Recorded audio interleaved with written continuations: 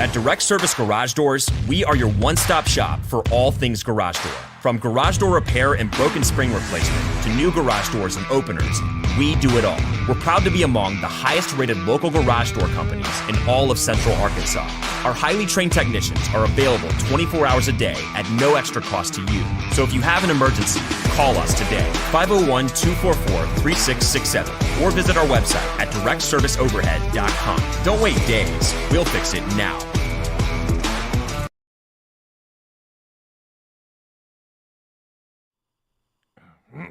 All right, welcome everybody. Happy Friday.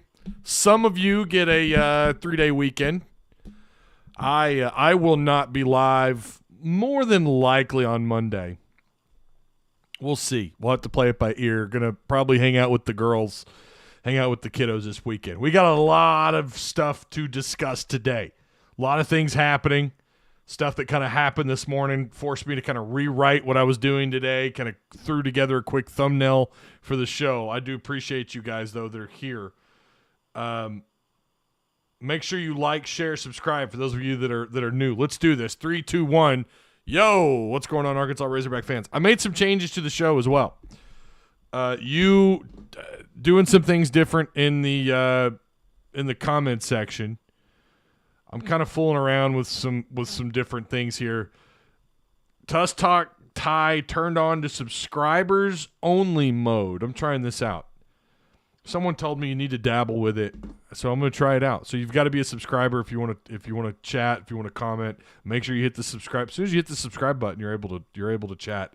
So did make some changes there. I'm also going to run a poll here in just a second. This is fascinating. Check this out. Let's do this. Let's start a poll. Let's do something simple. Can the Hogs win on... Oh, that's not it. There we go. Win on the road?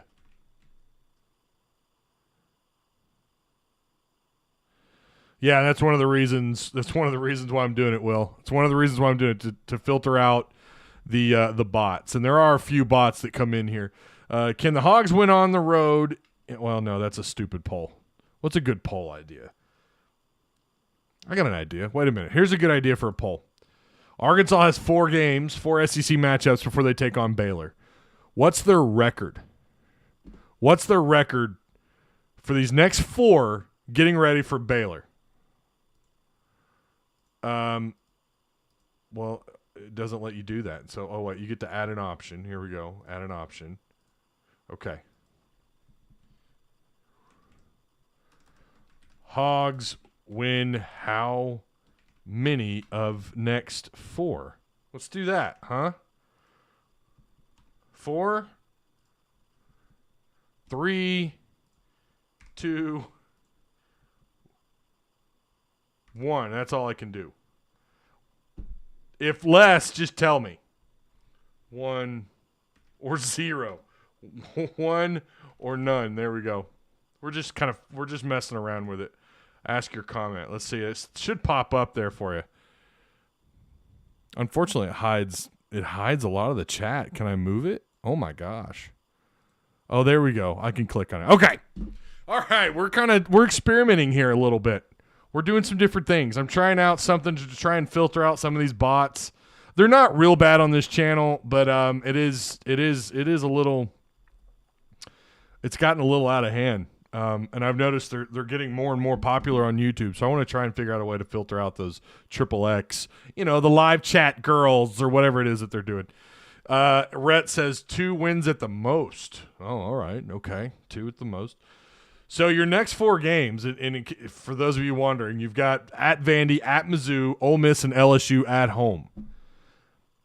I think it is pivotal that they take away. They need to win 3 out of the next 4. They did start off 1-3 the last 2 seasons. That is true. They started off horrible the last couple of years in January. We talk about this all the time. Remember to like, share, subscribe. Boy, oh boy. Let's see if we got everything rolling here. We've got what I would consider semi-breaking news. Certain player on campus. Advanced metrics say we go on a 7-game winning streak starting Saturday. Will says. That would mean 1, 2, 3, 4. So that would mean Vandy, Mizzou, Ole Miss, LSU. That's 2 games on the road there, and then you're at Baylor. So there's game 5. And then you're back home against A&M, and then you're back on the road against South Carolina. God, could you imagine going 7-0 right here? Could you imagine that? At Mizzou would be a pretty good win. That'd be a really good win. Getting revenge against LSU is just satisfying. Arkansas is not guaranteed to win at Vanderbilt. Hey, make sure you guys, those of you in Discord, check out our sponsor page. Shout out to Direct Service Overhead. They offer same-day services, 24/7, 365 days a year, free estimates, quality parts, affordable outcomes, hundreds of 5-star reviews. Give them a call today, 501-244-3667. That's Direct Service Overhead, the Garage Door Company. Apex Tattoo Studio, located on 615 West Oak Street in Rogers, Arkansas, 479-278-2694. Get set up today. Mention Tuss Talk with Ty. You get 10% off. You want to fill out a sleeve. Remember, $1,000 tap-out sessions. Those appointments are available. And then, of course, last but certainly not least, the Odd Soul Bar and Pizzaria located on Emma Street. Great pies. You name it, they probably have it. They got quite a bit on tap. The IPAs there are top-notch, without a doubt.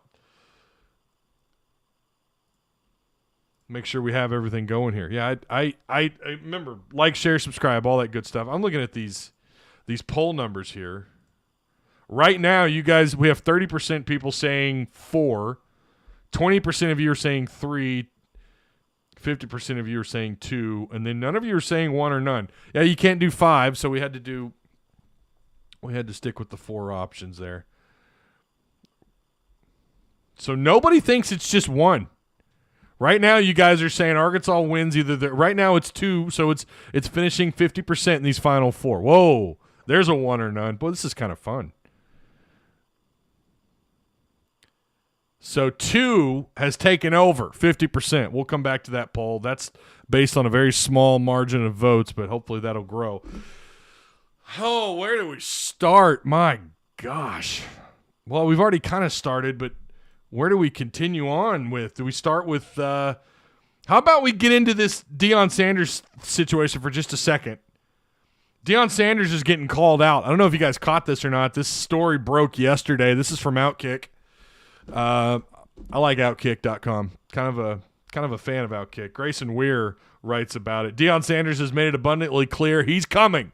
The 55-year-old Pro Football Hall of Famer was named the head football coach at the University of Colorado last month and is making quite the splash. There has never been another college football coach like Coach Prime. I think that's accurate. He is bigger in both brand and persona than every coach who has come before him, period. Now, that's coming from Grayson. He's already having an impact. He has been accused of reaching out to a player who's already transferred. Charles Huff, the head coach at Marshall University, called out Sanders during a press conference on Wednesday.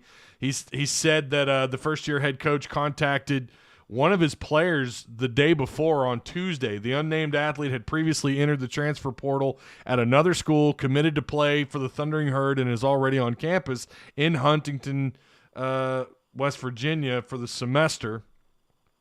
Huff claimed that Coach Prime tried to talk to the player into joining him at Colorado, but the player is staying at Marshall. Although Huff did not name the player, his program saw 9 transfer in athletes during the offseason. We don't know. They're not going to name the player. We already know this stuff is going down. We get that. Like, we understand that this stuff is already happening, but for a coach, I mean, and yeah, Jimbo's talked about it, and some other, I think a couple of other P5 coaches have kind of mentioned. Everyone's talked about the chaos that is the portal. Pretty sure this is the first person to outright just say Deion is doing this since being at Colorado. I'm almost positive this is his first claim since he's joined the ranks of Colorado. I'm sure he did at his previous gig, but this is bigger because it's P5. It's Colorado, a school back in the 90s, had quite the influence in college football. But I think that this is it's not the greatest look, but how long will this stay? Like, no one's really talking about it.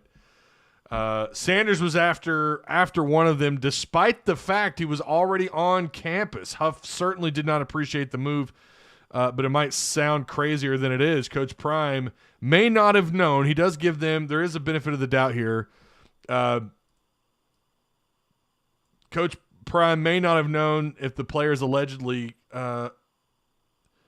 if the player he allegedly called on Tuesday was in Huntington or not. Unlike National Signing Day or for high school recruits, transfers don't have to sign a binding national letter of intent.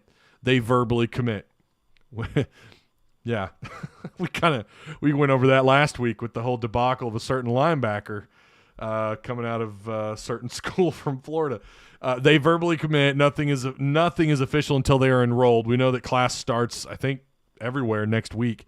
Thus, schools continue to recruit players in the transfer portal right up to the moment that they are set to take classes at their next school. Sanders may not have known the player was already that was already the case for this player. And so, do you give him the benefit of the doubt? I don't know how you don't know. I think if anything, it's just one of those, like, it's just kind of a slap across the face. I think obviously I guess it's not a rules break. You can commit. Apparently you can still commit and coaches come after you. I don't know what to think of that, because you know what? They do that in high school. Arkansas offers kids all the time that are already committed, no matter the sport. You name it, they do it. So how do you do this with the portal? Seems like every damn show when we talk about recruiting, we talk about some nonsense going down in the transfer portal. Something. But it is definitely spicy at the very least. Look at Haas promoting the Discord. Look at you go. And the Patreon. I appreciate you. Advanced metrics. I already read that. Yo, Ty, what's going on, Scott? Yeah, you're going to notice we're going to have far less comments today. Don't expect. So if you have any questions, fire away. But yeah, fire away. Make sure you listen. Super chat will always get priority. As soon as I see that giant glowing, it's really bright. Once I see that, you're going to get priority without a doubt. But there will be less comments because you have to be a subscriber now to comment. At least today, we're going to kind of flirt around with it. We'll see how it goes. For those of you watching after the fact, you should still be able to comment. This is just for live chat. What up, Captain Tyzilla? Boy, y'all still call me Tyzilla, huh? That's all right. Frederick is an OG, and he is allowed to do so. You talking about Slusher? About him committing to Colorado? Yeah, kind of odd how that one went down too, right? So Prime clearly doesn't give a shit. Let's just be real. He doesn't give a shit. And I mean, he's at Colorado. They haven't been relevant in a really long time. Would he still be doing this stuff if he were at Miami? Yeah, of course he would. Of course he would. I hope Nick Smith is enjoying his vacation, says Leslie. Oh, Leslie, come on now. Come on, Leslie. He's doing his thing. His dad was on the radio. I was going to play the broadcast, but it looks like that could be a copyright issue, so I'm not going to play it. But his dad did call into the Buzz yesterday. If you guys hadn't heard that, that was something. I mean, so much has happened in the last 24 hours. But his dad called in, I think the Buzz down in Little Rock. They had some breaking news recently. What was their thing? Are they going statewide? There needs to be more. There needs to be more competition. I'll tell you that right now. And I like Tommy Kraft, Chuck Barrett, Ty Richardson, Josh Bernicini. I've met him a couple of times. He's a cool cat. He's all right, but there needs to be some more competition up here on the radio raves. Radio waves. 38 years old, been subscribed for years. I just thought about that. Thanks for reminding me. Dude, I'm a year ahead of you. I turned 40 this year, man. Not cool. I turned 40 in July. That is just not cool. I think Coach Prime is smoking some of that Colorado weed. Boy, Leslie she chose violence. She chose violence. Wow. No, it wasn't really breaking news. What's breaking news? What are you talking about? All right. Yeah.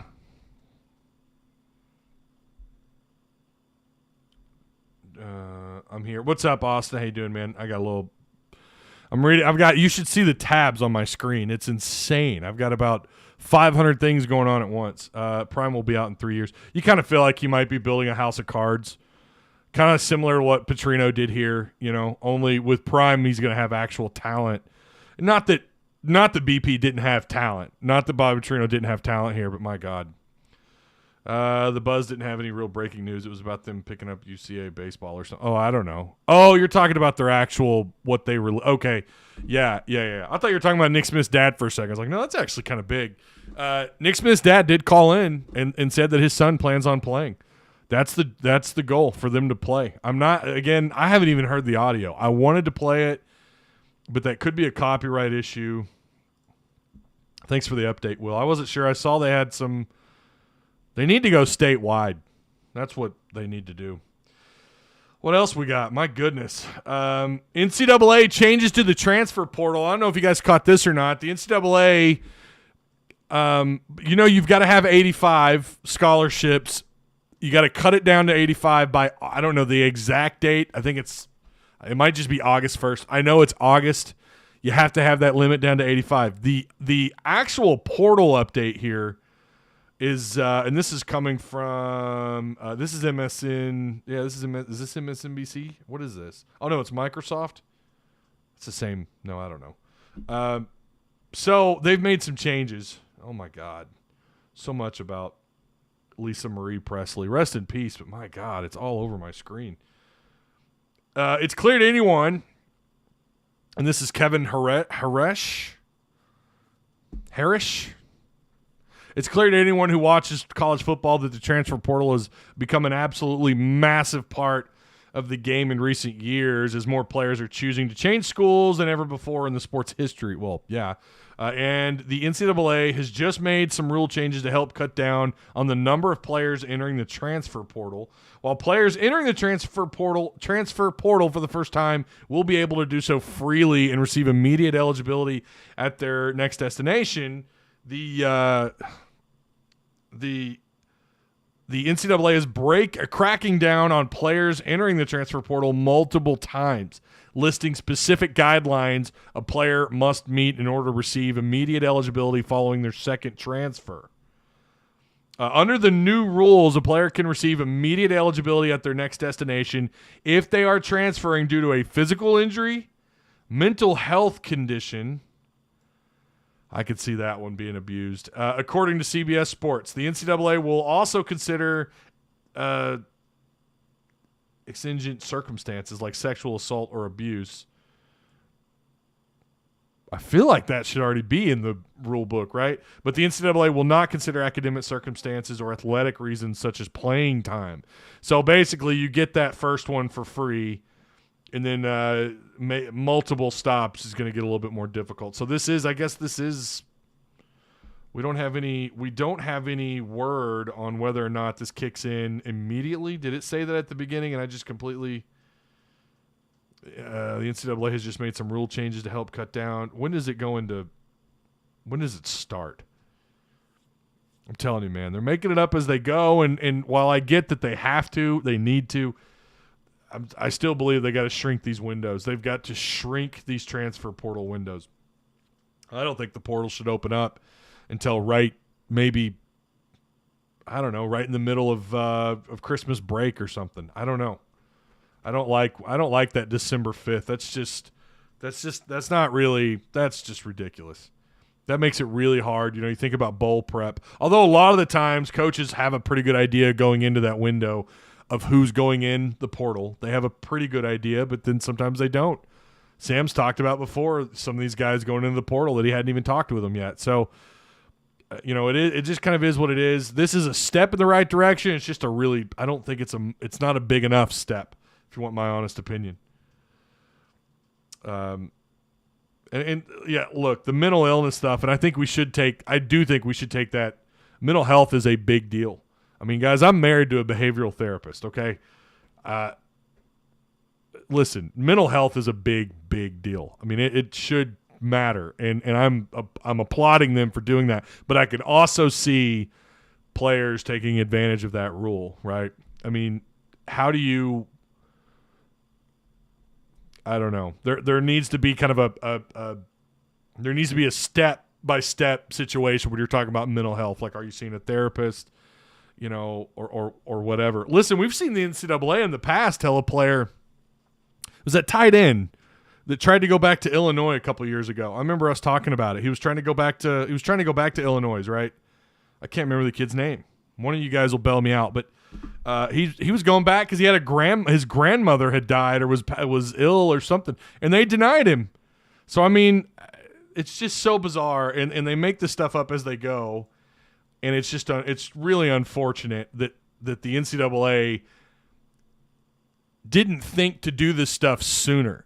While I am for giving these players an opportunity and a chance to go elsewhere to get opportunities to shine, you see it a lot with QB2s who move on, they go somewhere and they do really well, or we've seen it quite often, or more so than I think a lot of people realize. And that's good. That's good that player isn't just left behind simply because he's behind some all-conference caliber quarterback. He's able to go somewhere else, maybe at a non-P5 or a smaller P5 school, and have an opportunity. I'm all for that, But there just wasn't enough planning when they opened this thing up. Just like with the NIL, there's no planning. The NCAA is a shit show. Think about everything. I've talked with people on the business side when it comes to the licensing, how they can just take over certain sayings and they can trademark them or what. It's ridiculous. The licensing is insane with the they're I don't know. I don't want to say they're I do want to say they're crooked, but I won't say they're crooked. They're not crooked. They're not crooked. They just come off as crooks. But they're making this shit up as they go, and it's a cluster shit show. That wasn't his dad. Oh, it wasn't his dad? Luke Ford, that was his name. Tried to go back to Illinois. That wasn't his dad. It was a family friend. Thought that was his dad. Everything I said or saw was that it was his dad that called into the show. What's up, Rob? How you doing, man? I'll allow it. Austin, they are beyond crooked. I got to be careful what I say to an extent. Philip says it was his dad. Yeah, everything I've heard, it was his dad. What's up, Ty? What's up, Peter Jones? How you doing? Again, I appreciate you guys. Make sure you like, share, subscribe. Like, share, subscribe. I'm not liking that like number. I know we can get that up. Come on, 11 likes? Are we serious right now? Come on. Show some support for your boy. Everything I've seen said it was his dad as well. Yeah, I don't know about a family friend. I mean, that's news to me. I've always heard it was his dad. The boss called them the national communists against athletes. That's pretty accurate. They are, man. They are. They might as well be. I don't like the NCAA. I don't like how they operate. I don't like how they do a damn thing. Let's catch up on this. On the Hogs win how many of next 4 poll.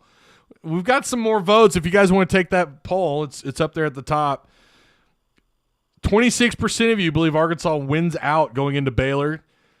35% say 3. And then 26% show 2, or 26% of you believe 2 or 2, and then 12% of you believe 1 or none. Yeah, I wish I could. They just don't give you enough room for that last one. But if you guys want to take that poll, it is available there for you. Man, there's so much. There's so much to talk about. How about the Pro Pigs in the playoffs? Brandon Allen, Monteric Brown. Allen, of course, the backup QB for the Bengals. Trey Flowers with the Dolphins, Dre Greenlaw in the Niners, Jeremiah Ledbetter in the Jaguars, and Jason Peters in the Cowboys. 1, 2, 3, 4, 5. Was that 6 players? 6 pro pigs, baby. Let's get caught up on some recruiting news. A mix of good and bad here, or possibly good or bad. Otis Kirk said today on Hogville, on the message boards, that Kane Barong and Xavier Weaver, he's not feeling too good about them any longer. I don't know what was going on with Barong. Remember, the report was just the other day he was supposed to commit somewhere. What was it? Was it 7 p.m. or something? I already forgot. He didn't. And now it sounds like Arkansas, or it could be I don't know what's going on. Does this have something to do with Shamar Easter? I can't imagine what that would be. I mean, Easter would be a true freshman. You're talking about Kane. Again, this is the Notre Dame tight end who would come in and probably, depending on his health, probably be the guy. So I don't know what's going on. I don't know what they're losing out. This would be the second tight end. I don't have enough information if it's Arkansas backed off. That's usually what fans do to put up a front. Oh, no, it's not us. You know, we just didn't want him. I don't know that. I damn sure know that wasn't the case with Roberts. I'm telling you right now, that was a big get for Baylor. I'm not saying he's going to go there and be an All-American, but he's going to be a big piece of the puzzle over there. And I think Baylor's going to have some competition at tight end, which also makes that a little bit more. If I understood that correctly, talking to a buddy of mine that covers a lot of the Big 12, Baylor's actually not in horrible shape at tight end. So that Roberts going there, a little bit of a surprise, or maybe that just means that much more about him, says more about him than their depth. And then Xavier Weaver, I'm assuming it has something to do with Tesla. It's not Tesla. It's like Tesla. I think is how you're supposed to pronounce it. Tesla. I'm going to call him Tesla because it just sounds cool. Sounds cool. Arkansas didn't have to pull a Tesla out or anything out of the garage. Yeah, so I don't know what's up with Weaver. I'm sure it has something to do with Tesla. I don't know. A little bummed about both of those. I was really hoping that Arkansas could get both of those. Now, again, that's as of today. We've still got a long ways to go, and you know, long ways to go. And when you're talking about the transfer portal, and we know there's another window coming up. We got another window to deal with. Also, Shamar Easter will be on campus on Sunday. This is big. This is big for a number of different reasons. Number one, it's starting to look like you're getting a little desperate at tight end, and I'm not trying to put it all on a freshman. I'm not trying to put it all on the freshman, but it's starting to sound like it's just it sounds like it could come down to Washington and then which of these freshmen, you know, assuming you can land Shamar Easter. Shamar Easter would not be able to participate in spring camp, I don't believe. I have a list of names of players that will sounds like they may miss. Players coming in late May, early June. Isaiah Augustave. God, that's so cool to say it like that. Augustave. Sounds like a fancy, like one of them French actors featuring Isaiah Augustave. Just a cool name. 6'2", 195. You know, that big time running back out of Florida. Davion Dozier, 6'4", 195-pound wide receiver. Shamar Easter, assuming he signs. I guess it's February 1st. Actually, is the February signing period. My guess, I'm assuming that's February 1st. Really, you could sign any time after that starts, but for whatever reason, they focus on that week. Caleb James, Ian Gifford or Gifford, however the hell you pronounce his name, the defensive lineman. So that's 2 defensive linemen right there. And by the way, Caleb James, I think that's a bit of a miss. I really was hoping he'd be here in the spring because I'm curious what people have to say about him. Quincy Rhodes will not be a part of spring camp. Alex Sanford, another one that's not going to be here for spring, and then Christian Ford. Yeah, 2 or 3 of those are a little disappointing, you know, that they're not going to be here for spring. Now, look, they have their lives to live. They're still in high school. They got their listen. It is what it is with those players, and all you can do is wish them the best. Have fun during spring break and have fun doing whatever it is that you're doing.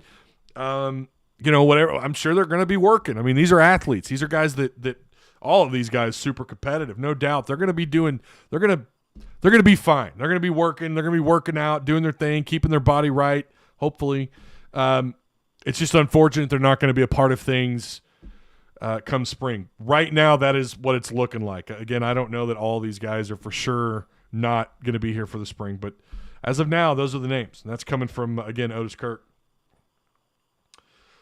The biggest news, really, if you want my opinion, is that they got Tyrone Broden, who's on the cover of this thumbnail. Took me, as soon as I got that news, first thing I did was I pulled up that picture. I've seen that picture before. It's really cool. I cropped out the background. I didn't give him a highlight, which I wish I had. But he is on campus, 6'7" wide receiver. Now, I will still say that I think Tesla is a bigger get than Tyrone Broden. 6'7", 210. It's not like he plays a high level of football playing at Bowling Green, not a diss at Bowling Green at all, and it's not like his numbers are unbelievable. But what he did do, he averaged almost 16 yards per reception, and he had 7 touchdowns off 32 grabs. He had over 60 receptions the last 2 years, 68. 596 in 2021, and then 506 in 2022. Now, technically he'd be a fifth-year player as he enrolled at Bowling Green in 2019. I like him a lot. Not seen a lot on him. Honestly, I'd written him off. Now, he was supposed to commit a little while back, I think earlier this week, I believe, or maybe middle of the week. He was supposed to commit. He put that off. He put it out there on Twitter that his commitment or his recruiting is wide open, and he is in Fayetteville. Tyrone Broden, 6'7", 210 pounds. They have him listed as a junior for this year. Next year he'd be a senior. So this would be his 5th year in college, playing college ball. Yeah, I'm big on this kid. I like this kid a lot. Oh, Aaron Harbison, let's have a good Friday, Ty. Thank you for the super chat, sir. Thank you. Cigar. Yeah, that's cigar money, man. I've been smoking these cheap Cohiba Blues. Have you got anyone cigar smokers? The Cohiba Blues are on point. I'm not going to lie, man. That's not bad for a $9 cigar. I'm used to going to the Open Door in Fayetteville and spending way too much on cigars. I'm talking like $20 cigars. I don't smoke them often. That's the only thing I do. That's my little pat on my back reward to me is getting a cigar. That's my reward. On average, I might smoke 1 or 2 a week. Some of them are cheap, and I'm going the cheaper route. Kind of have to these days. Tyrone will commit by tomorrow to the Hogs, just speaking it into existence, says Philip. I like this get. I like it a lot, and I love the size of these receivers. I'm sticking with Tesla. I think probably the guy that could have the biggest impact if we're talking about all the commits. If he were to commit to Arkansas, 7 touchdowns is nothing to I mean, that's not bad. How many of those are in the red zone? That's what I'd love to know. How many of those are 50-50 jump balls, right? Yeah, appreciate Aaron. Thank you for that super chat, sir. Can you guys tell me, pleased to see all these studs on campus, says Aiden. Yeah, for sure. Can you guys tell me if you're seeing the membership tag on your – that's something else I was looking into was these memberships that you can do on YouTube. If you see them, don't feel obligated at all. I'm just curious if you guys are seeing them. I don't have my phone up. I'm trying to figure all that stuff out. Happy to hear about Peyton Hillis. Yeah, Hillis doing better. He's off the ventilator. He's doing a lot better. I'm too cheap to spend $9. $9 is a cheap cigar. Well, I was buying the I don't even know the brand. They were so cheap. They're like $5 a piece. Where would you be seeing it? Okay, if you don't see it, then it's not there. Okay. I'm still trying to figure that stuff out. Easter is visiting this weekend. Yep, we already kind of touched on that. Kopesky, he will be here on Sunday. How much are real Cuban cigars? That's a good question. I don't know. Never smoked one. I bought a $14 cigar on our cruise, but that wasn't a Cuban. I paid $85 for a cigar at Heartbreakers. Good God, man. $85? Was it? Well, I'm not going to go there. What's up with Isaiah Centennial skipping track? That's news to me. I have no idea. I have not talked to anyone about Centennial in a while. Where's the Flamingo Friday shirt? Yeah, I couldn't find it. Like one of my Flamingo shirts had a hole in it, and I had to toss one. So I don't know. I'm sorry. I just went with the. It feels good. It's a Friday. It's a 3-day weekend. Again, I don't know if I'll be live on Friday or not. That's why I don't smoke cigars anymore. Why? Because they're too expensive? Listen, I mean, you can get a decent cigar for like $6. I mean, a decent cigar, not a good cigar. A decent one. Just something to – I like to – what I do is I go in the garage. I light up a cigar. I got my laptop out, and I'm doing notes for the next show. I don't do my thumbnails on my laptop. I just do my notes. That's it. And I put them all in Discord on my other Discord server that's just for me. It's my it's kind of like my notepad in the cloud. And I just do notes. I smoke cigar. I do my Marco Polo calls and whatever. It's good away time. It's very good away time. Can't wait for Nick Smith Jr. gets back in February. We don't know that. Okay, Wilson, that's not a given. His dad had called in to a radio show down in Little Rock, The Buzz, and said that the plan was to get him to play. So my guess is, I feel like maybe he is coming back. I'd put it in the back of my mind that he wasn't. He's redshirting. Who's redshirting? Not Nick Smith. Nick Smith is not redshirting, if that's who you're talking about, Philip. I remember when I played football in junior high, I was a running back fast as hell, but when we played Conway, Peyton Hillis hit me so hard my whole body cramped up. Yeah. I know people that want Tommy Kraft was talking about that this morning on the radio, talking about Peyton Hillis. He told a story about how Hillis on one play ran over these two play. I don't remember who he said they were playing. Ran over these two defenders, and the third guy turned around and ran off. He just about faced and went the opposite direction. I would love to see that on film.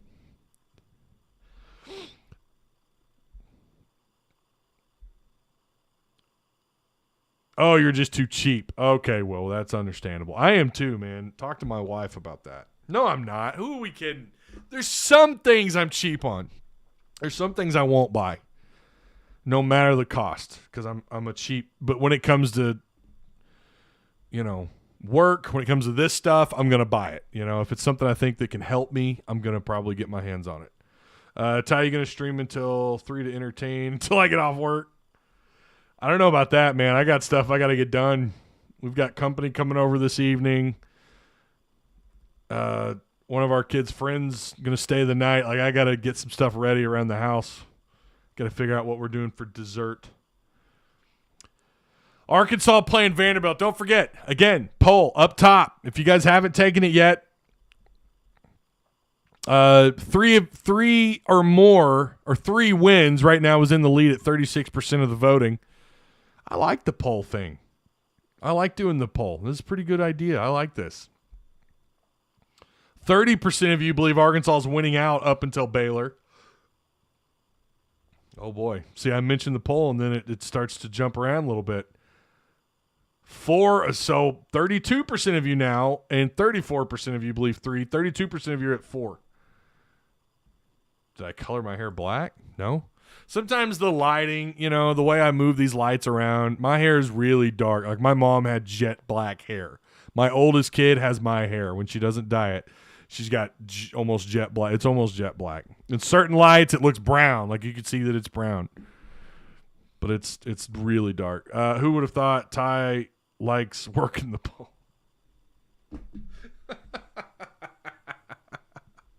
That's terrible. Oh, that's horrible. Can we break 50 votes on that bad boy in chat? Huh? 50 votes. Let's do it. We're at 47. We'll discuss that. Hopefully, remind me before we're done. But if you haven't taken the poll, again, if you're watching this and you're wondering why the hell you can't comment, you got to hit the subscribe button. You've got to be a subscriber to chat. So everybody chatting is a subscriber. I'm trying to push out the the people that post their nonsense. The Triple X, click here, go to our website, watch me dance naked. How do you feel on our chances at Ian Jackson? So Ian Jackson, I was not going to talk about that. We talked about that in Patreon chat a little bit. I'll just say this. I had seen a rumor that he was supposed to announce this weekend. But I will say, listen, I could talk about it and turn around and say I can't get that verified. I've looked around. I don't know that he's going to commit this weekend. It's down between Arkansas, North Carolina, and Kentucky. I don't know. I know that he's taken all 3 of his visits. Arkansas was his last visit. You got to feel pretty good about that.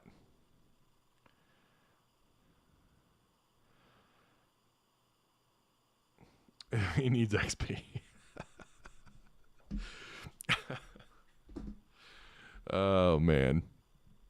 I haven't checked on how Vandy was doing recently. Have they gotten better? Well, so they, listen, their non-conference schedule isn't terrible. We're about to segue into that part of the show, talk about Arkansas and Vanderbilt. Oh, goodness. I definitely wouldn't overlook Vanderbilt, I'll tell you that. Celtics for Light says, I bet Jackson goes to UK. Well, that was assumed. I've heard that they're a little less confident in that right now, that they don't think it is Kentucky, that it could be between North Carolina and Arkansas.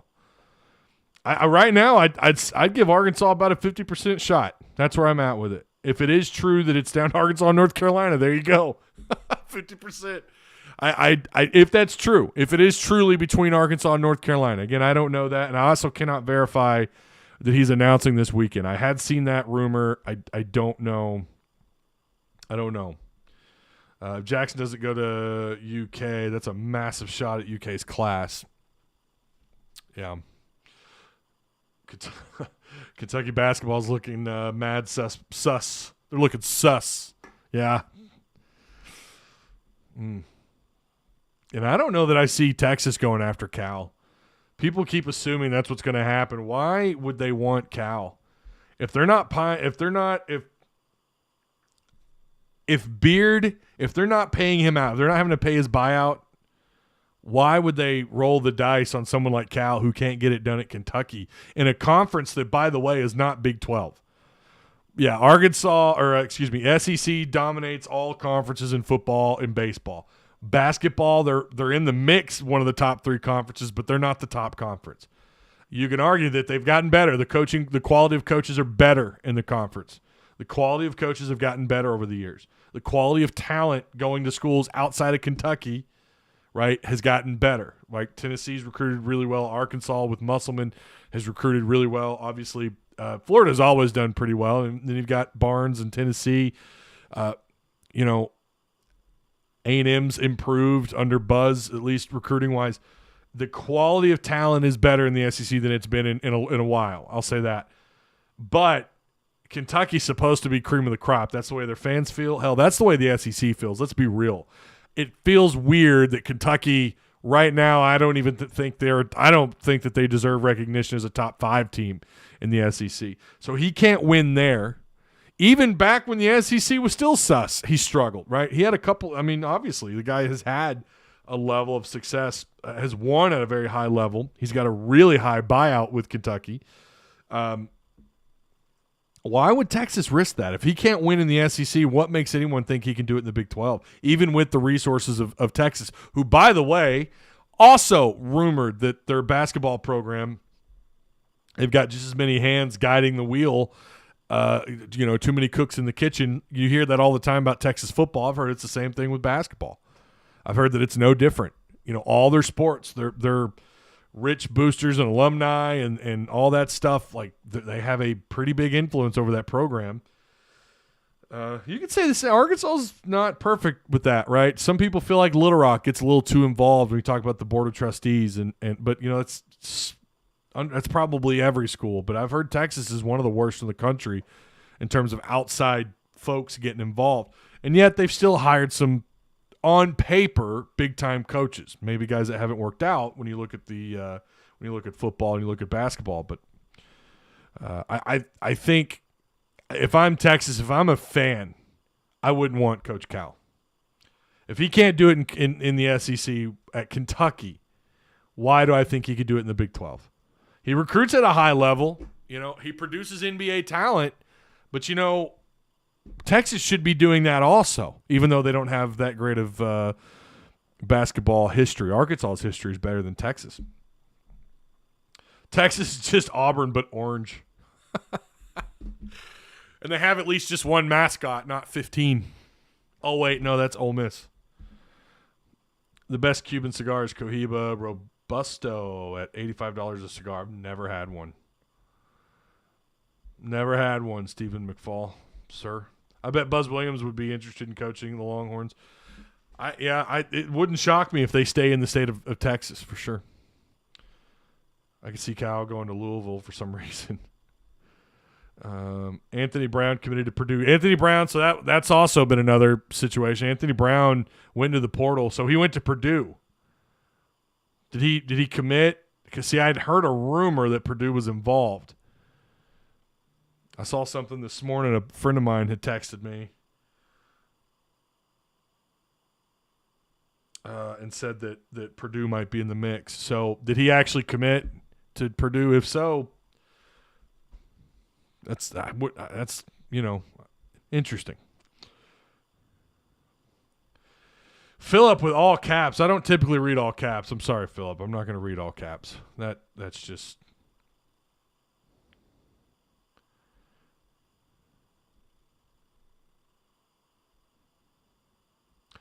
Yeah, where are we at on the poll here? Let's take a look. All right, 58 votes. Damn, son, there we go. We're at 33% of you believing that Arkansas is going to win 3 of the next 4. 32% of you think they're going to win out. And again, those games – oh, boy, I closed the screen out. Hang on. Those games – scrolling – are at Vanderbilt, at Mizzou. Both these games are going to be tricky. Tomorrow – it's going to be tough at 1 o'clock. I love 1 o'clock tip-offs, man. On a Saturday, love it. Wednesday, good old 8 p.m. Wednesday night game, but that's going to be your last Wednesday night game until they got one more, do they not? Did I not mention that Monday or Wednesday? Yeah, A&M, Wednesday, February 15th, the day after Valentine's Day. So at Vandy, at Mizzou, Ole Miss, and LSU at home. Should have beat LSU on the road. We'll see where Arkansas is at. And then, how much of the rotation has changed? How much of the formula, like what's working at that point? Do we see major changes?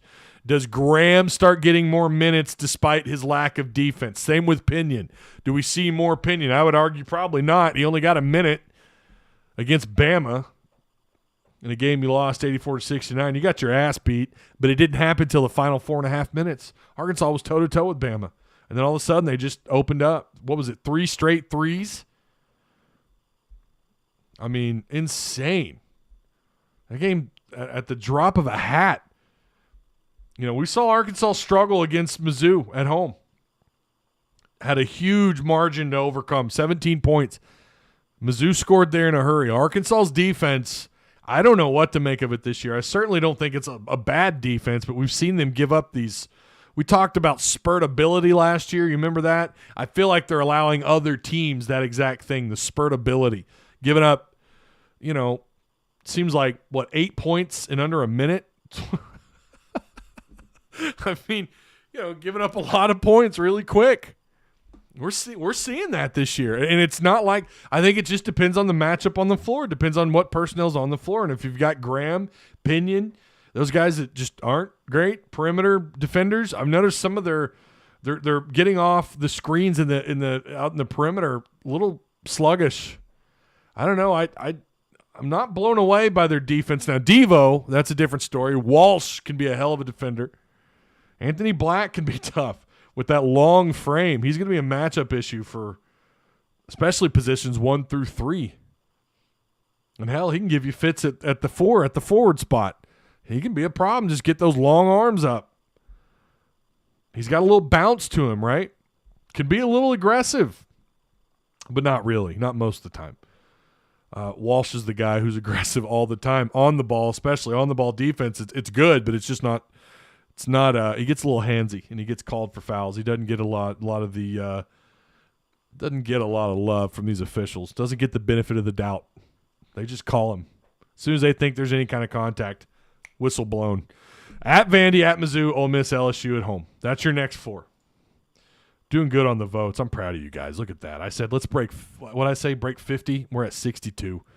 We're tied between winning out and winning the next 3. Winning the next 4 and winning the next 3 is currently tied. Oh, cool, and I can end the poll whenever I want. That's neat. It's too early to talk football, right? Well, I mean, we've talked quite a bit about recruiting. I mean, it's never – I mean, we're right in the thick of it with recruiting. Again, Smart Easter on Sunday. Sunday. What is your overall feeling of next year's football team? Yeah, if you're – okay, I see what Haas was talking about. Yeah, that's too early. I mean, right now, I don't even start talking about that stuff till we get into spring break or, spring camp. Then we'll start talking about it a little more. But can the poll get 75 votes? There was 97 people in here earlier. I don't know. We're at 64. Defense isn't great, but you can't expect to win many games scoring in the 60s. Right, Elvin. True. Yeah, we've talked about that plenty. If you've been around here, and I know you have, we've talked plenty about their offensive issues. Not finding, I have a real issue with them not finding the guy who could just take things over on the offensive end of the floor in the final minutes of a game. In a tight game, I don't have confidence that Arkansas is going to win a lot of those. Not saying they can't win them, but simply because we've not had that player step up in the final minutes. I was really hoping it would, I thought maybe it'd be Ricky Council. Was Ricky Council the chosen one? He can get you points, but can he be the guy in the final minutes of a game when it's tight, when it's down to the final 2, 3, 4 possessions? Can he be the guy to just find a way to get points, whether it's getting to the free throw line, of course, drawing fouls, getting to the free throw line, maybe knocking down a key outside 3. Who can that be? We've seen Anthony Black. We've seen him start off slow and then come out in the second half and be the man. So Vanderbilt, really quick. We'll talk about this matchup really fast before we're gonna keep going though. I want to keep the train moving. We're doing good. We can close out some tabs here. My goodness. Oh my God. I don't think I've ever had this many. I don't think I've ever had this many tabs open. Where's my shoot? Well, okay. So we'll just it's too many. Too many. Arkansas right now favored against Vanderbilt. As they should be, despite their issues, right? Vanderbilt has played, they're 8-8. They're 8-8 right now. In the conference, they're 1-2. I think them and Georgia are the only two that have only played 3 SEC games so far, I believe.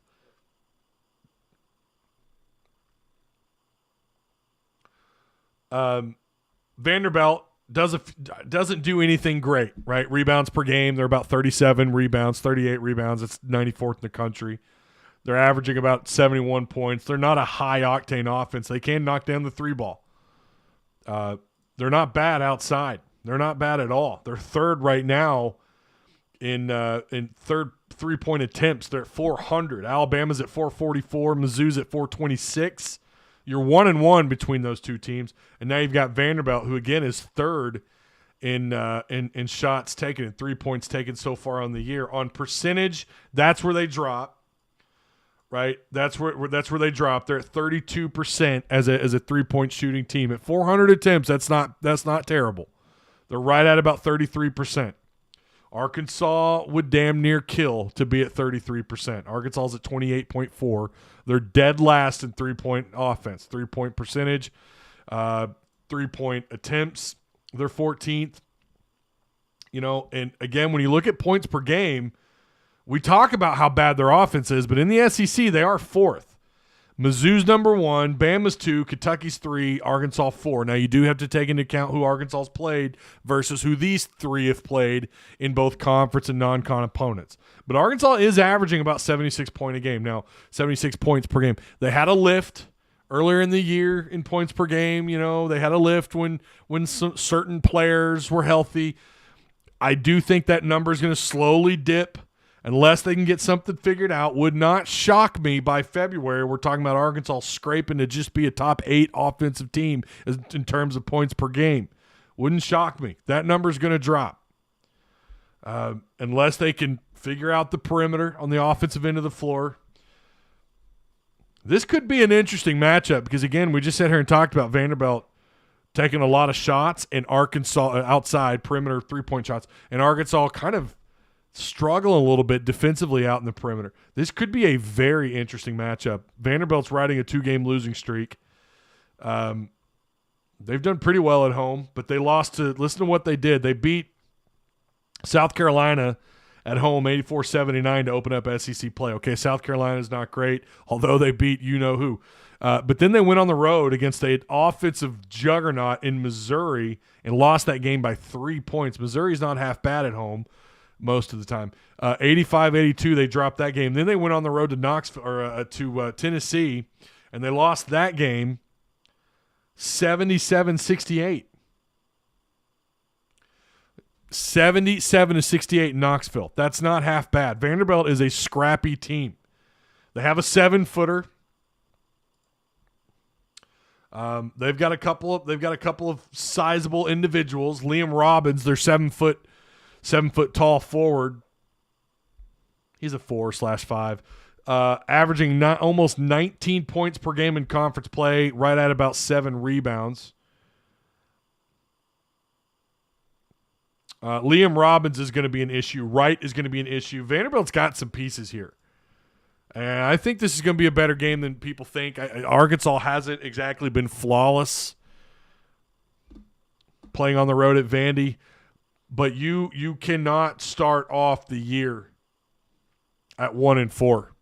I don't know what the history would tell you at that point in terms of getting to the tournament. Just getting to the tournament, starting out 1-4 in conference play. Again, doesn't mean Arkansas can't turn this thing around. I feel like they will. I would argue that I'm not as confident as I was last year at them turning it around. You know, again, we're still waiting on Nick Smith. We're kind of figuring out what's going on there. We're trying to see. Obviously, Musselman, he's very well aware of what's going on the offensive end of the floor. He's not hiding it. He's not. He's going to address it to his team. I'm sure he already has, but I mean, that's probably going to take. That's going to be the thing I think they're going to work on the most. Probably figuring out who the perimeter guy is going to be and who could be the guy for them on the offensive end of the floor in those final crucial minutes. I think that's also something that he's probably looking for because he's had that guy the last 2 years. He's had that player just kind of take over in the final minutes, find a way to get points. I don't think they have that right now. And maybe it could be Ricky Council. Maybe it could be Black. Maybe Walsh could turn into a guy. We've seen him all of a sudden score like 6 points out of nowhere. We've seen that a little bit. Not a lot. We've seen it. Someone has got to take over. And, of course, you're talking about late in the game. Walsh also can't have 4 fouls. How many times this year has that cat gone into the final 3 minutes of a game with at least 4 fouls?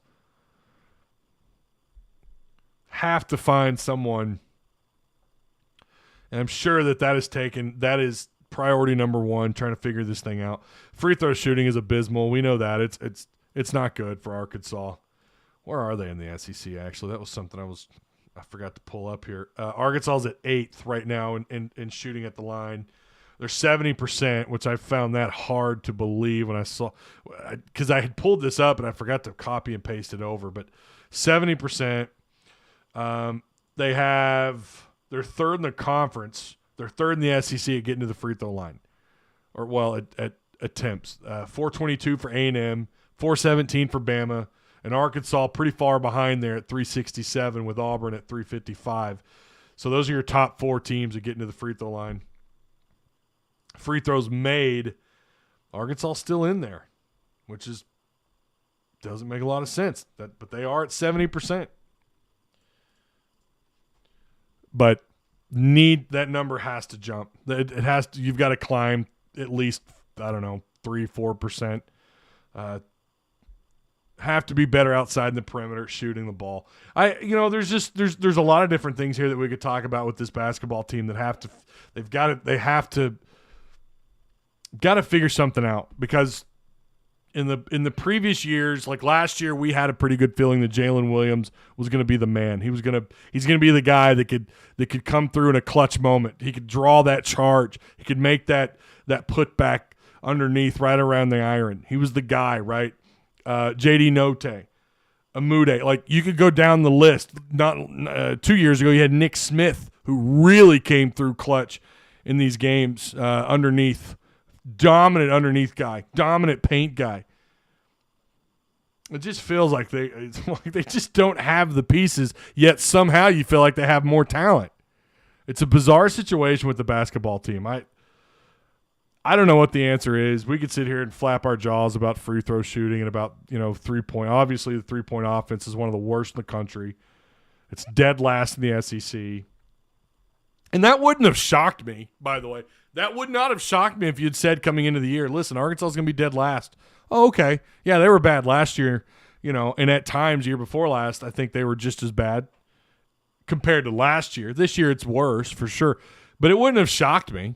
Maybe a little bit surprising. Also, we wouldn't have been aware of Nick Smith, being injured.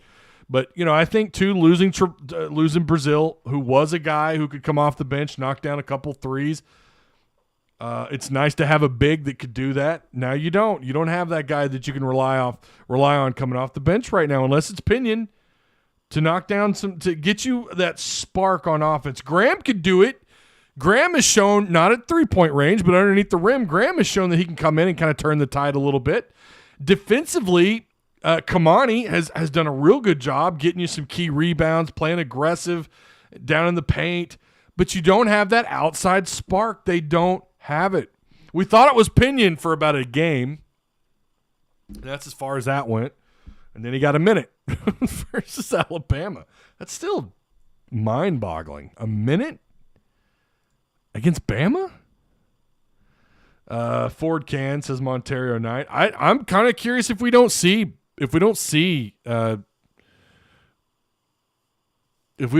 more of him. Eventually, you're going to have to. If you get desperate and you fall behind and even further behind in SEC play, you're going to get desperate and you're going to start really looking for all the answers. And that's probably going to mean playing Ford, giving Pinion more minutes, giving some of those guys that haven't, Dunning. It's going to allow you to just. Well, I say allow you. You're not going to have a choice, and you're going to catch a lot less heat from fans because they're going to understand you're looking for anything. You're looking for signs of life. Last year it took pushing Chris Likes down from 30 minutes a game down to 10 minutes.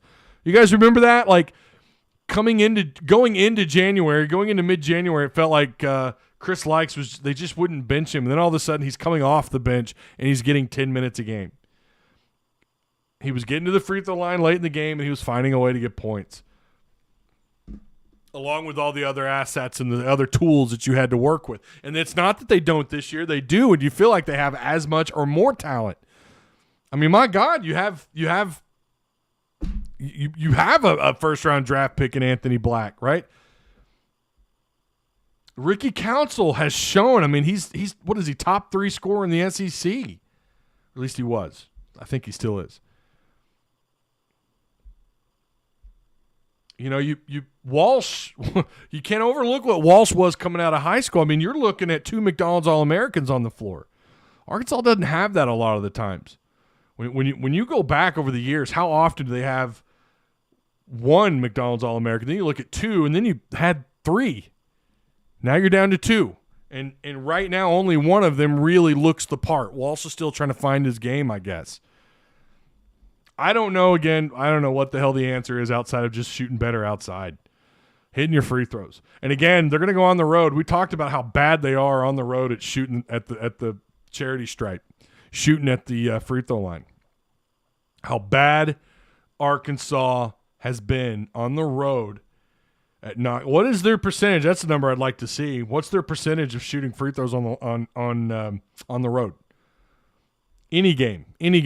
Go back to the neutral court games. Go back to overseas. Go all their games. Not Europe. I'm talking about when they went to when they played.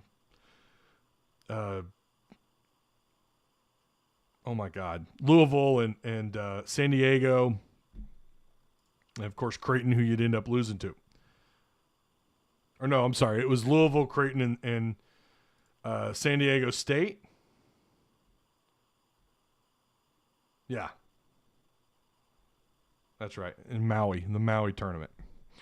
By the way, you won 78-74, and that was a pretty damn good win. San Diego State's still playing really good basketball. Or they're still, I think they're still ranked. San Diego State is, are they not? Aren't they top 25? I think I saw where they're on like something like a 5-6 game winning streak right now. So that's a good quality win for Arkansas on a neutral court. But I'd love to know those numbers. Like, how well is Arkansas shooting on the road away from Bud Walton Arena at the free throw line? We know they're horrible at out in the perimeter. We know that. You don't have to look that number up. It's pretty bad. My starting lineup is Black, RC4, Pinion Graham, and one of the twins. That's okay. We need the offense, and Pinion and Graham defense isn't that bad. Graham's is, I don't know. I think that's debatable. And I've said all along I thought Pinion's defense was questionable. But Graham, I don't know. Defensively, he feels like a liability. I agree they should play forward, give that young man a chance.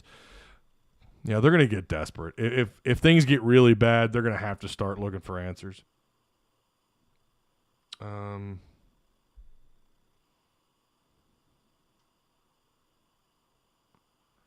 feel like some of our NBA prospects need to stay in school for another year. Well, I mean, they're not, right? Like, Nick Smith is not going to stay. Yeah, Anthony Black is gone. I'll tell you that right now. He's not coming back. I mean, he's looked at as a lottery pick. You don't stay when you're a lottery pick. Pinion is a huge liability on defense. Yeah, I've been pretty – I don't know who else was talking about it, but I feel like after watching him play when he's getting a little bit more minutes, I did not know what to make of his defense. I was here saying it weeks ago. I don't know what to make of that dude's defense. Yeah, it was Maui. From what I've seen on the court, I would not draft a single player on this team. If I were an NBA team, you're crazy, man. Anthony Black's a good player. That's crazy. That is a I don't know if I agree with that take or not. No, I don't. I don't agree with that take. I would love for the Celtics to draft Black if they have the opportunity. It was a great feeling last year going to the line, not so much this year. Yeah, I mean, they were pretty steady. I mean, I seem to remember, I feel like this time last year they were shooting something like 74%. It was something crazy. It was really good. It was like top 3 in the SEC at this point last year. You felt confident when they went to the free throw line. You felt pretty confident about it. That's not the case this year. He was in for 3 possessions against Auburn and was... Yeah.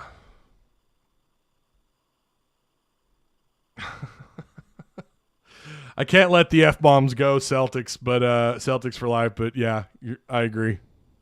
If the Celtics have the opportunity, yeah, you take him for sure. The NBA doesn't care if he's ready. They'll just – yeah, I mean, it's all about projection, right? The NFL, it's far more about film compared to college basketball, to NBA. NFL, it's all about film. Like college, like what you did in college. And of course, you're comparing apples and oranges between the two sports, but no, it's all about projection, right? Like what is he projected to do? What's his ceiling? What is he capable of, right? Football, it's a lot more to do with film. I think baseball and basketball are similar in that looking at it from that angle. We were one of the highest free throw shooting teams in the country last year when it came to percentage. Yeah, by the end of the year, it certainly was. Yeah, they were really high. But I feel like at this point in the year, they were number 1, number 2 in the SEC in percentage and getting to the free throw line, which is really hard to do.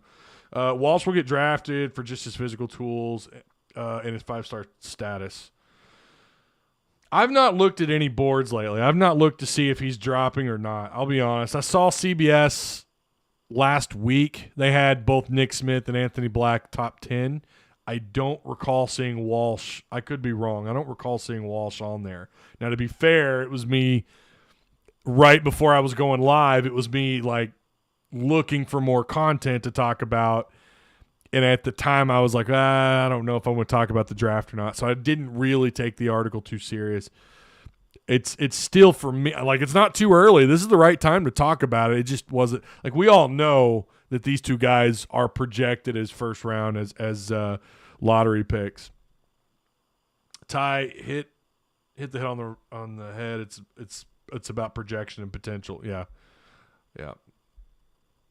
You can. I mean, that's why you get guys that don't play college ball, that play overseas somewhere, and you look at their numbers and it's whatever, but then you look at their size and then you start doing a little bit more research in their attributes and their athleticism.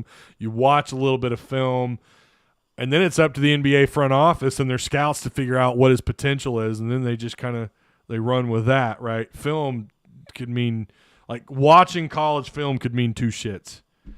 I mean, we've seen some pretty average guys with average stats get taken in the first round. Some pretty average numbers from guys as lottery picks as well. I mean, it's always based, most of it, not all of it, most of it is based on potential. And that's why I get people like, oh, why would you draft Nick Smith? Because his potential is through the roof. That's why that's why you have all these people that are so excited about the possibility of Nick Smith coming back and playing in February.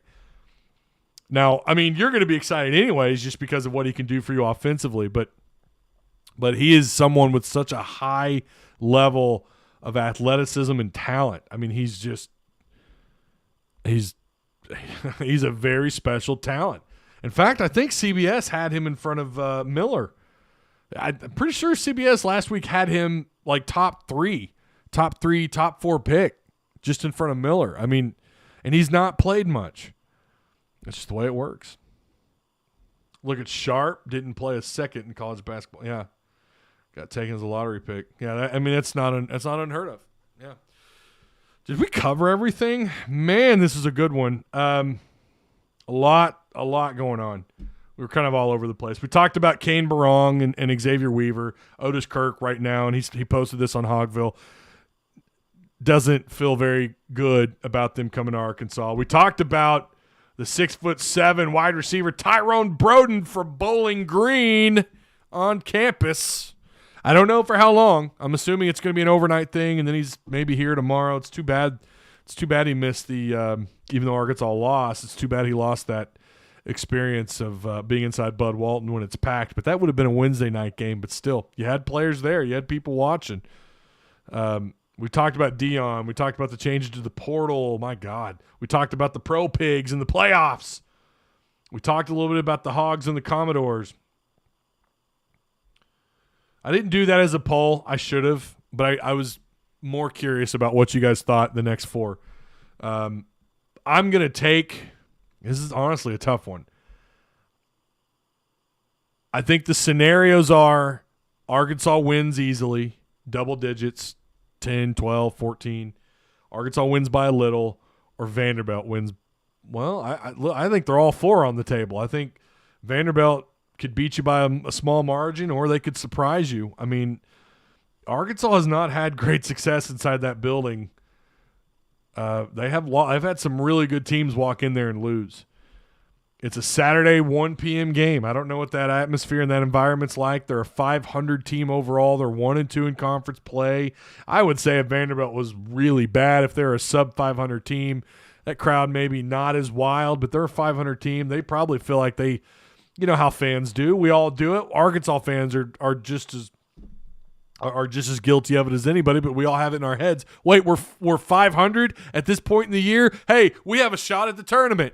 And that's probably what's going on. This is a must-win game for them, and it's a must-win game for Arkansas. So I think you need to start that turnaround. It needs to happen now. You can't wait. You can't wait until a game before Baylor.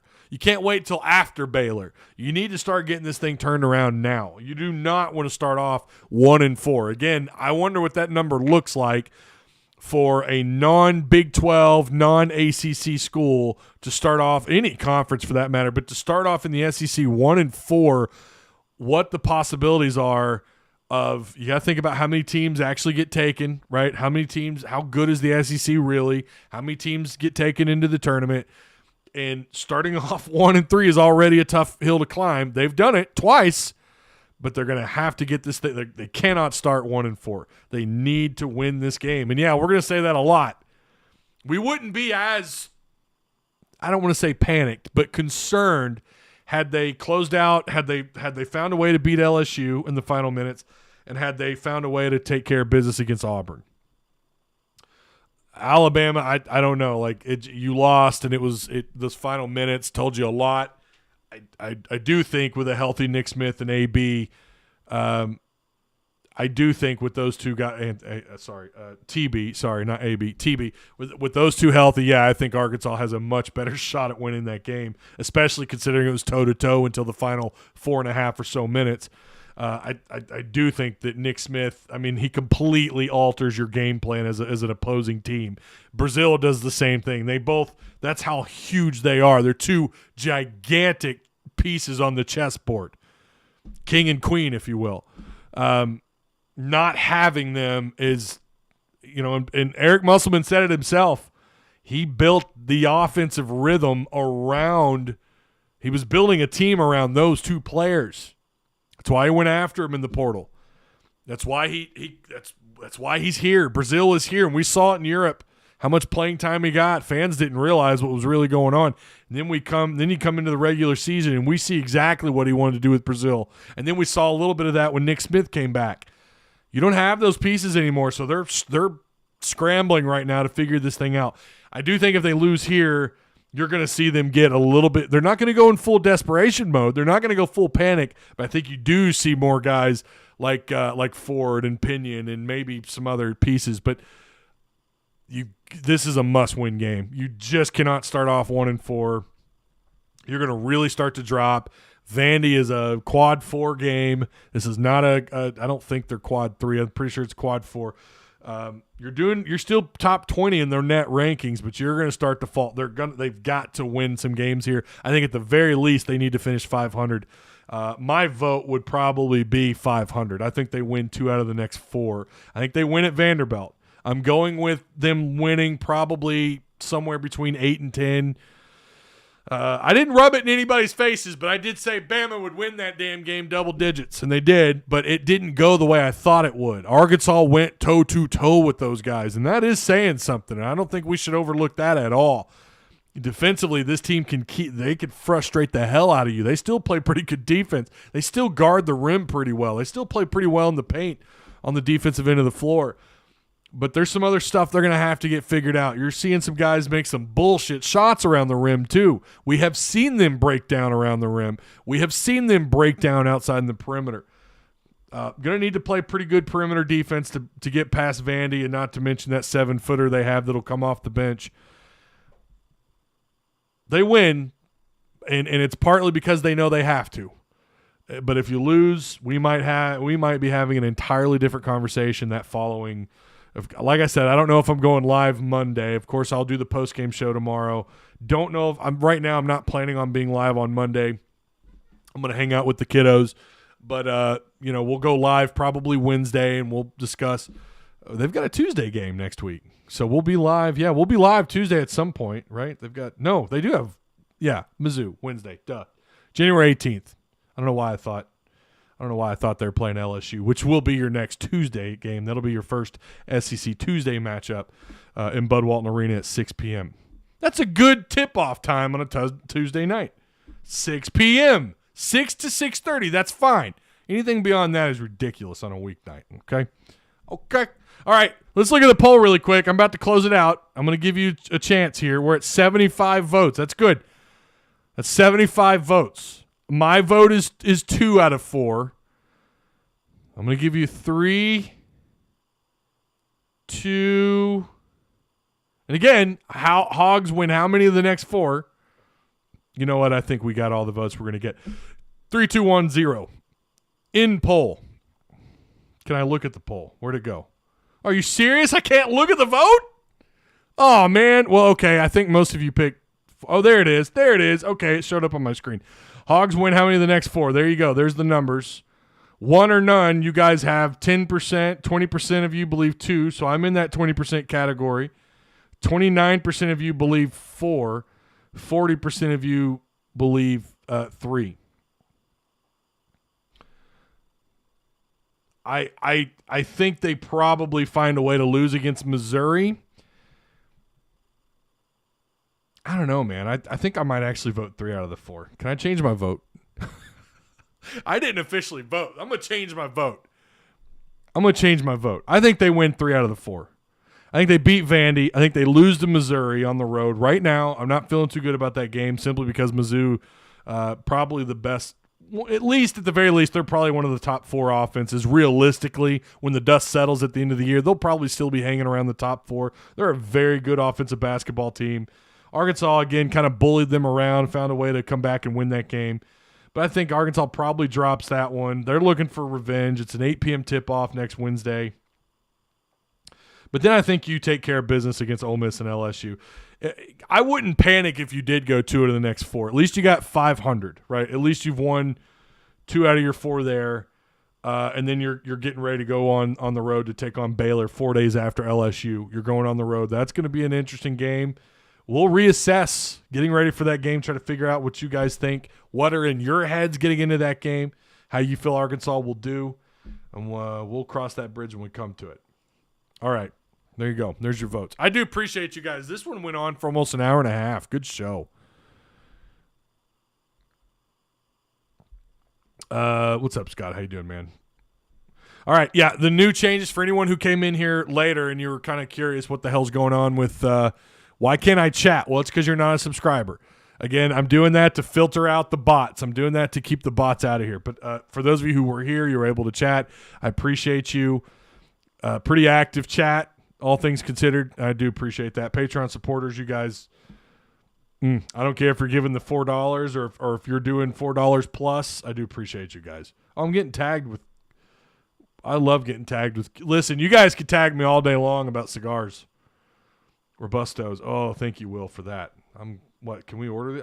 Hey, I might order them. I don't know. I've never had a Cuban. I would love a Cuban cigar. Apex Tattoo Studio. Appreciate sponsors. Apex, Odd Soul, and Garage. Good Lord, I'm getting ahead of myself. Direct Service Overhead, the Garage Door Company. I appreciate all sponsors, Patreon supporters, and all of you that were here live. It was a good show, a lot to talk about, a lot to discuss. I'm sure I overlooked something. Maybe we'll address it next week. If not, whatever. I do expect we're going to have plenty to talk about next week. I think we're going to have plenty to talk about. So, all right. That's going to do it. I'll see you guys tomorrow after Arkansas and Vanderbilt. Woo pig, and I'll see you guys then. Behave. Or don't. I don't care.